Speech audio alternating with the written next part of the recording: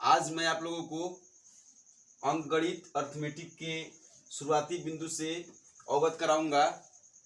इसकी पिछली वीडियो में मैंने आपको बताया था कि अंकगणित की शुरुआत जो 0 1 2 3 4 5 6 7 8 9 से होती है और बस इतनी ही अंकों के माध्यम से पूरी अंकगणित बनाई जाती है। ठीक है, तो अब देखिए, सबसे पहले इसमें ये जो बोर्ड पे जो मतलब अंक जो लिखे गए हैं, इस पर आप सोच विचार सकते हैं, चिंतन कर सकते हैं कि आखिर इसमें क्या क्या है। देखिए, कोई भी शिक्षक जब आपको कुछ बताता है तो वह जो बताएगा वह उसकी कॉन्सेप्ट होगी, उसकी सोच होगी। उस सोच को आप मतलब अगर सुनते हैं और जानते हैं तो वह आप उसको देख रहे हैं। लेकिन यदि आपका दिमाग यदि कोई कॉन्सेप्ट क्लियर करता है, अगर 0 से लेकर के 9 तक के जो अंक लिखे गए हैं इसके विषय में यदि आपका दिमाग कुछ सोचता है तो वह बहुत ही अच्छी बात होती है। तो थोड़ा 2 मिनट तक आप इसके विषय में सोचिए कि क्या है।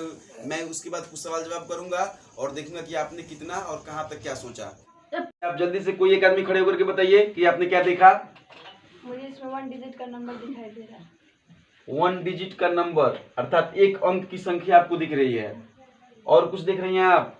और इसमें मुझे सबसे बड़ी संख्या 9 दिखाई दे रही है। हाँ, सबसे बड़ी संख्या the largest number of 1 digit 9। और कुछ इवन नंबर 2 4 6 और 8 भी दिखाई दे रहा है। हाँ, चलिए ठीक है। और किसी को कुछ मतलब दिख रहा है? देखिए, ऐसा बताया गया है, ऐसा मतलब ज्ञात है कि अगर कोई चीज कोई देखता है, कोई भी व्यक्ति, चाहे वह मतलब पढ़ने लिखने में कमजोर हो या मजबूत हो या होशियार हो या कैसा भी हो, लेकिन कुछ ना कुछ वह जरूर उसके विषय में सोचता है। ठीक है, तो आपने इस नंबर को देख करके यह सोचा कि यह एक अंकों की संख्या है। ठीक है, इसमें सबसे बड़ी संख्या 9 है और सबसे छोटी संख्या 1 है। लेकिन यहाँ पे पॉइंट यह बन रहा है कि इसमें 0 शामिल है, लेकिन फिर भी 0 को हम संख्या क्यों नहीं मानते। ठीक है, तो इसको समझना पड़ेगा। आप यहाँ भी सोच सकते हैं कि आखिर 0 को हम संख्या क्यों नहीं मानते हैं। 0 भी तो इसमें शामिल है, 1 को हम छोटी संख्या क्यों मान रहे हैं, 0 को क्यों नहीं मान रहे हैं। तो इसका अर्थ यह हो सकता है, इसका मतलब जवाब यह हो सकता है, अगर कहीं कोई क्वेश्चन आ जाए कि आप 0 और 1 में किसको छोटी संख्या मतलब किसको छोटी और बड़ी संख्या मानते हो, तो 1 को आप छोटी संख्या मानते हैं, 0 को नहीं मानते। क्योंकि 0 एक ऐसा अंक है जो मैंने पिछले वीडियो में आपको बताया था कि असार्थक अंक होता है 0, उसका कोई अर्थ नहीं होता है। वह अगर अकेले लिखा जाए तो उसका कोई वैल्यू नहीं है, उसको लिखने से कोई फर्क नहीं पड़ता है कि वह कुछ मतलब वह 0 मतलब बिल्कुल ना के बराबर है। ठीक है, इसके अलावा भी यह संख्या नहीं है 0। अगर कोई आपसे पूछे कि 0 क्या है, तो 0 संख्या नहीं है।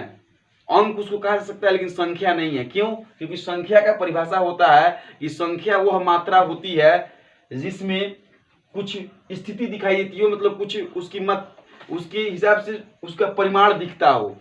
जैसे कि 1 कहने का मतलब कि 1 है और 0 कहने का मतलब तो नथिंग है, कुछ नहीं है। अर्थात संख्या की जो परिभाषा बनती है उस परिभाषा पर उन मतलब उस परिभाषा के शर्तों पर 0 लागू नहीं होता है, इसलिए 0 क्या है, संख्या नहीं है। जैसे कि मान लीजिए यह चौक है, इसको अगर चौक कहा जाएगा तो यह चौक के शर्तों पर लागू होगा, यह बोर्ड पे लिखने पे चलना चाहिए और भी इसके तरीके उसको मिटाने पे मिट जाना चाहिए।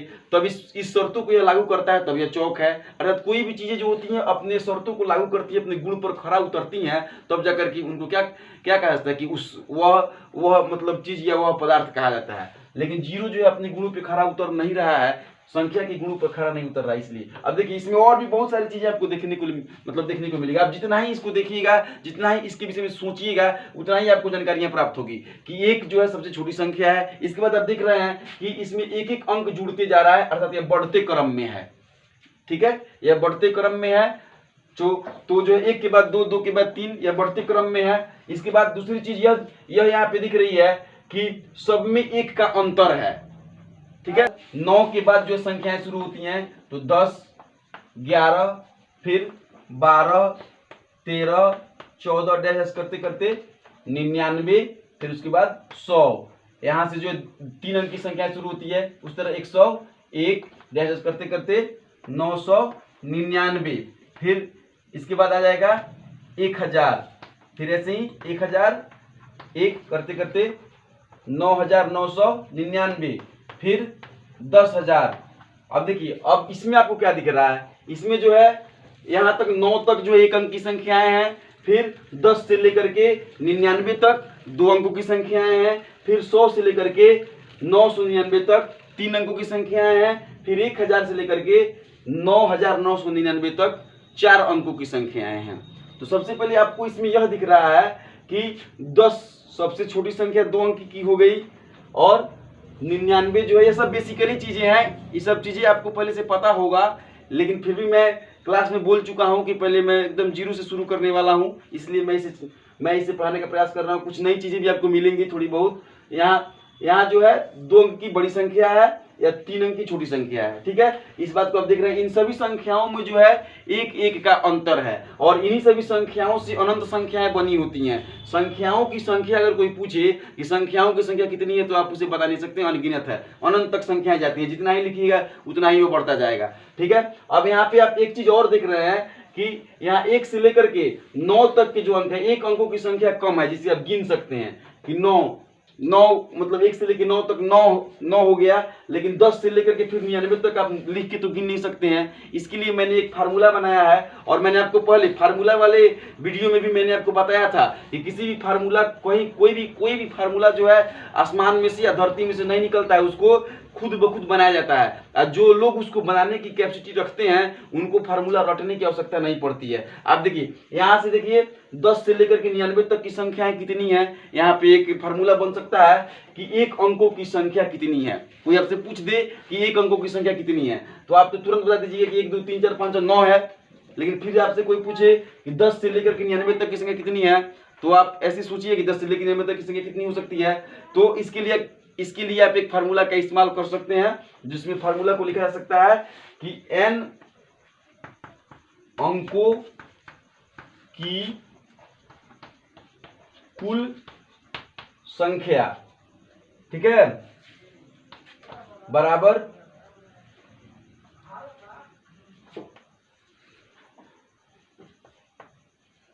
n अंकों की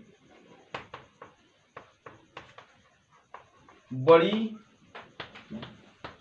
संख्या माइनस n अंकों की छोटी संख्या। पोस्ट में इसको डाल लीजिए, +1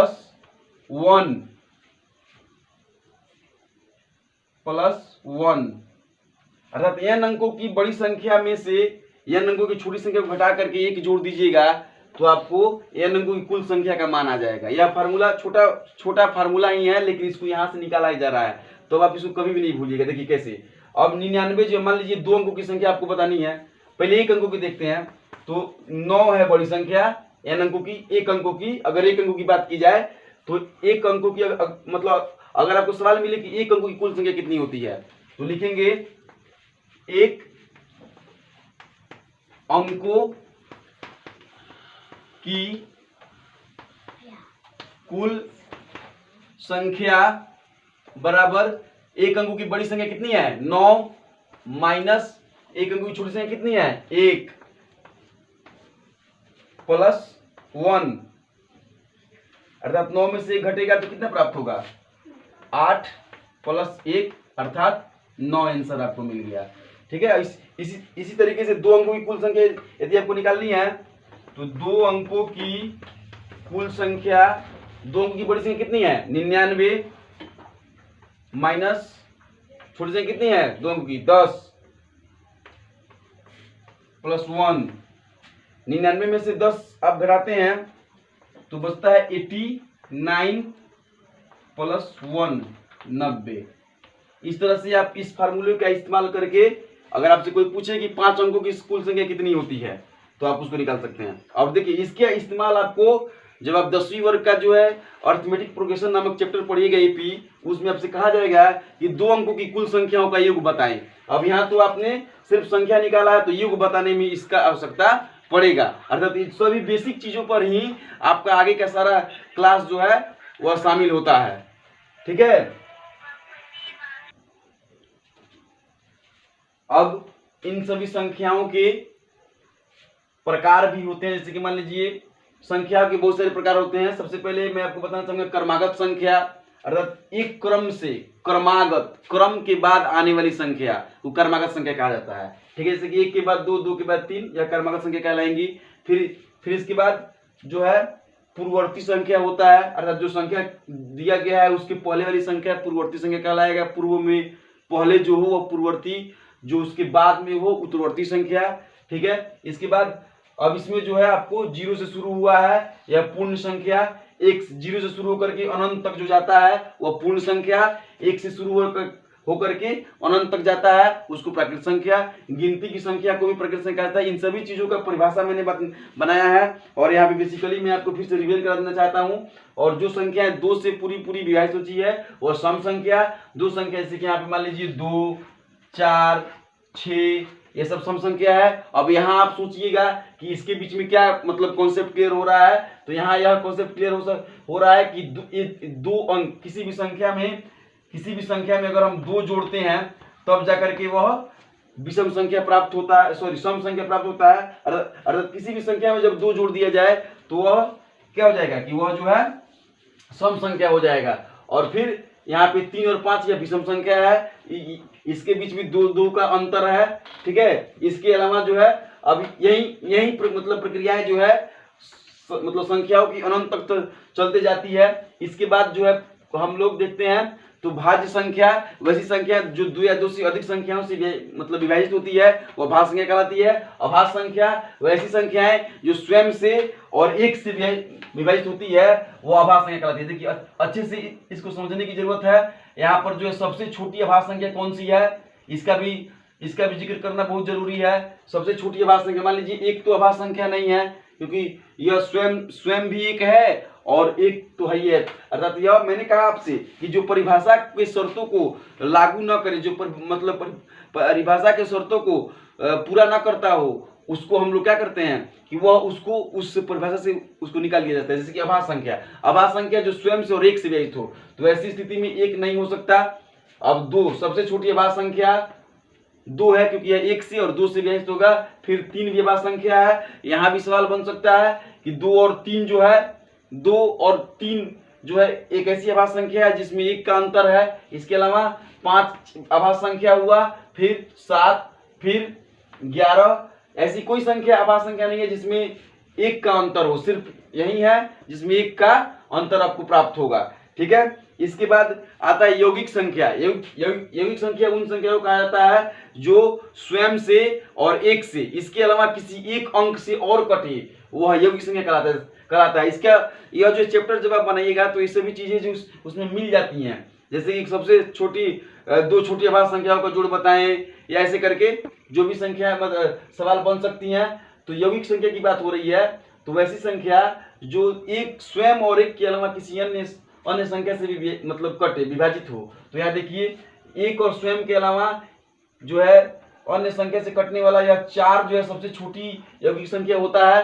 ठीक है, अब इस तरीके से आप जो है संख्या के प्रकारों को समझते हैं और इन सभी प्रकारों का परिभाषा मैंने वीडियो में बनाया है और उसको मतलब आपसे लिखवाया भी है और आपने उसका नोट्स भी बनाया। जो बच्चे नहीं बना पाए हैं इस वीडियो के डिस्क्रिप्शन में मैं इन सभी जो कुछ भी बातें मैंने बताई हैं उसका परिभाषा का लिंक मैं शेयर करूंगा। आप वहां से वीडियो को देख करके परिभाषा लिख सकते हैं और लिखने के बाद याद कर सकते हैं और इसके सभी स्थितियों को समझ सकते हैं।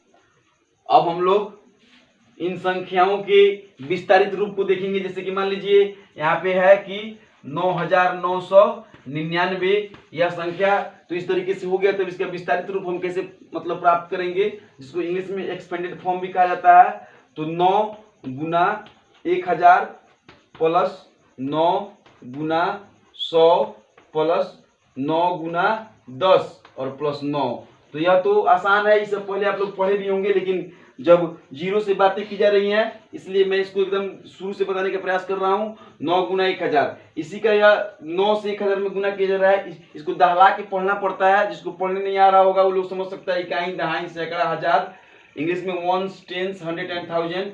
तो अब जो 1000 आएगा तो 9999। अब जब आप इसको क्या है कि विस्तारित कीजिएगा तो इस रूप में आ जाएगा 9 गुने 1000 गुने 9 गुने 100 गुना 9 गुना 10 प्लस 9, इस तरीके से। यदि आपको दशमलव में मिलता है विस्तारित करने के लिए 99.99, तो अब आप इसको कैसे विस्तारित कीजिएगा, तो यहाँ तो इकाई है और दहाई है, फिर इसको क्या पढ़ा जाता है, तो यह छोटी बात है लेकिन बहुत ही प्रमुख बात है। यह जो है यह कहलाता है दशांश, यह कहलाता है शतांश। और दशांश का मतलब होता है, जैसे कि मैंने पहले भी आपको बताया है कि किसी भी शब्द को जब हम तोड़ते हैं तो उसका अर्थ लगभग सामने आ जाता है। दशांश अर्थात 10वां हिस्सा दशांश कहलाता है, और शतांश का मतलब 100वां हिस्सा शतांश कहलाता है। अर्थात 10 से भाग दिया जाए इसमें तो दशांश होगा, और 100 से दिया जाए तो शतांश होगा। यहाँ जब हम इसको विस्तारित करते हैं तो इसको विस्तारित करते समय 9 गुना दहाई, दहाई हमेशा 10 होता है, 9 गुना इकाई, इकाई हमेशा 1 होता है, और यह शतांश है तो 9 गुना 1/100 अब प्लस 9 गुना 1/10। तो इस तरीके से दशमलव वाले का विस्तारित रूप हुआ। और फिर इसमें स्थानीय मान आपको पढ़ने के लिए मिलता है, तो स्थानीय मान में भी यही एक्सपेंडेड फॉर्म के हिसाब से आप काम करते हैं। जैसे कि 9899 में स्थानीय मान यदि आपका 8 का निकालना है तो ऐसे खींचते हैं, और खींचने के बाद ये सब चीजें तो बेसिकली आप शुरू में पढ़े होंगे। और 2 अंक है तो 0 से गुना करने के बाद 800 यहाँ लिखते हैं, यह स्थानीय मान हो गया। और इसके बाद ये सब चीजें होती हैं। इसके अब जो है इन संख्याओं के ऊपर सवाल बनता है, जैसे कि संख्याओं का जोड़, तो ये सभी चीजें तो आपको पता होगा। जोड़ 2 तरीके से बनाया जाता है, जोड़ की 2 विधियां होती हैं, एक पंक्ति विधि और दूसरी स्तंभ विधि। पंक्ति विधि में आप पहले छोटे बच्चों को सिखाया जाता है, तो स्तंभ विधि के माध्यम से सिखाया जाता है, जैसे कि 12 प्लस 14 इस तरीके से जोड़ने के लिए बताया जाता है। तो 2 और 4 6, 1 और 1 2, ये सब चीजें तो आपको पता होगा पहले से। फिर लेकिन यह विधि जो है कहीं आप नहीं जानते होंगे तो आप जान लीजिए। इस तरीके से इकाई को इकाई में जोड़ा जाता है, और फिर दहाई को दहाई में जोड़ा जाता है। इस तरीके से यह पंक्ति विधि और एक स्तंभ विधि हो गई। ऐसे ही घटाओं में भी आपको घटाओं भी पंक्ति विधि के माध्यम से हो सकता है, और क्या है कि स्तंभ विधि के माध्यम से घटाव हो सकता है। ऊपर वाली संख्या बड़ी होंगी, नीचे वाली संख्या छोटी होंगी।